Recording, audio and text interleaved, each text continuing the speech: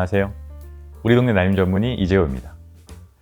유산의 위험성 감소와 건강한 단태아 임신을 위해서, 그리고 습관성 유산과 반복 착상 실패의 위험을 줄이기 위해서 최근에는 시험관 시술 진행할 때에 착상 전 유전진단 검사의 활용이 증가하고 있습니다. 이로 인한 임신율의 증가는 반가운 일이지만 동시에 발생하는 이 모자의 시즘 배아의 치료는 또 다른 임상적인 어려움을 낳고 있습니다. 오늘은 모자의 시즘 배아에 대해서 알아보고 이를 활용할 이식은 어떻게 진행이 되는지 알아보도록 하겠습니다. 자, 그렇다면 모자의 시즘 배아라는 것은 무엇을 말하는 걸까요? 모자의 시즘 배아라는 것은 한 배아 내에서 정상적인 세포와 비정상적인 세포가 모자이크라는 단어처럼 혼재되어 있는 상태를 말합니다. 이 혼재된 상태는 배아의 일부 세포가 정상적인 염색체 수를 가지고 또 일부 세포는 정상이 아닌 염색체 수를 가지게 됩니다. 배아의 이런 상태는 주로 체외 수정 과정에서 착상 전 유전 검사를 통해서 많은 경우에 확인이 되고 있습니다. 그럼 이 모자의 시즘 배아는 어떻게 발생이 될까요? 모자의 시즘 배아는 주로 분열 과정 중에 염색체의 분배 오류로 발생이 됩니다. 이 오류는 배아가 성장하면서 일부 세포가 추가적인 염색체를 얻거나 또 염색체를 잃을 수 있게 합니다. 그 결과 배아 내에 다른 유전 정보를 가진 세포가 혼합이 돼서 결국 태아의 질병이나 유산의 원인이 되게 됩니다. 근데 그렇다면 이 모자의 시즘 배아를 이식하면 어떤 위험이 있을까요? 모자의 시즘 배아를 이식하면 먼저 PGT-A에서 정상으로 판정된 배아들에 비해서 상대적으로 임신율이 낮아질 수 있고요. 유산의 위험이 높아질 수 있습니다. 또한 드물지만 착상에 성공하여 자란 후에 태아가 결국 염색체 이상을 가진 상태로 태어날 수도 있고요. 때문에 이러한 결정은 담당 선생님의 지도 아래서 여러 가지를 고려해서 신중하게 결정하는 것을 권유드리고 있습니다. 모자의 시즘 배아가 정상으로 발달할 수도 있나요? 모자의 시즘 배아의 경우에 상단수가 정상적으로 발달하지 못하고 이는 유산으로 이어질 수 있습니다. 하지만 일부 경우에서는 배아가 자체적으로 모자의 시즘 상태를 수정할 수 있고요. 이와 같은 과정이 잘 진행이 된다면 건강한 아기가 태어날 수도 있습니다.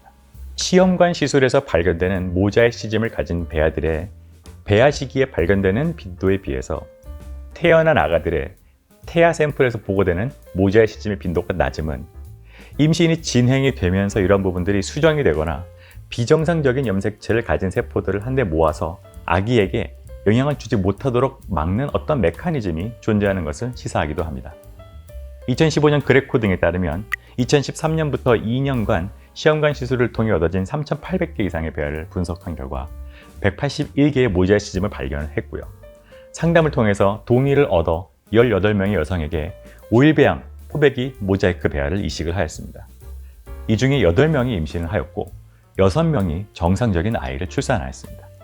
이 아기들은 출산 후에 염색체 검사를 통해 정상 염색체를 가지고 태어났음을 확인을 했고요. 이 연구는 모자이크 배아도 건강한 신생아로 발달할 수 있다는 가능성을 보여주는 연구라고 할 수 있겠습니다. 또한 PGT-A 검사 후에 모자이크 배아가 있지만 정상 배아가 없는 여성들에게서도 또 한 가지 옵션으로 제공될 수 있음을 시사하기도 합니다. 선생님, 그러면 모자의 시즘 배아를 이식할 경우에 임신율은 어떻게 될까요? 정확한 수치는 연구마다 워낙 다르게 나타나기 때문에 숫자를 정확하게 알려드리는 것은 큰 의미는 없겠습니다. 다만 모자의 시즘 배아를 이식할 경우 임신율은 정상 배아 이식에 비해서는 상대적으로 낮다고 보고하는 연구들이 대다수이기는 합니다. 하지만 정상 배아를 이식한 것과 비슷하다라는 결과를 주장하는 연구도 동시에 존재하기 때문에 이는 의료진과 환자들을 더욱 혼란스럽게 하는 요인으로 작동하기도 합니다.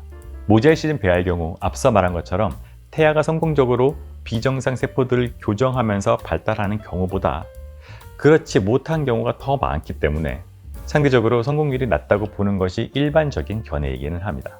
또한 이는 배아의 유형 그리고 모자의 시즘이 전체 배아를 구성하는 비율과 정도에 따라서 다르게 결과가 보고는 되고 있습니다. 그렇다면 모자의 시즘이 전체 배아를 구성하는 정도는 어떻게 다르게 나타날까요? PGT-A 검사를 진행하는 경우 모자의 시즘으로 판정이 된다면 이는 세부적으로 낮은 모자의 시즘과 높은 모자의 시즘으로 나뉘게 되고요. 비율이 숫자로 표기가 되기도 합니다. 20%, 40%, 50%, 80%. 또한 염색체 이상의 종류에 따라서 단일 염색체 이상인지 또한 복합적인 염색체 이상인지도 구분되고 있습니다. 2020년 미생식의학회와 2021년 착상 전 유전진단 국제학회에서는 거기서 발표된 입장문을 통해 여러 개의 모자이시즘을 가진 배아들이 존재한다면 이 중 최대한 낮은 비율의 모자이시즘의 배아, 그리고 되도록이면 단일 염색체의 이상으로 된 구성, 그리고 단일 염색체라 하더라도 염색체별 생존율이 높고 치명도가 낮은 질환을 유발하는 순서로 이식 대상을 선별할 것을 권해주고 있습니다. 근데 모자이시즘 배아를 이식을 했다면 이걸 이식한 후에는 어떤 후속 검사들이 필요할까요? 모자이시즘 배아를 이식한 후에는 일반적으로 정기적인 초음파 검사가 당연히 필요할 것으로 생각이 되고요. 그리고 임신이 성공해서 진행이 된다면 가능한 한 고위험 임신관리 전문가 선생님과 상의를 진행하는 것이 좋겠습니다.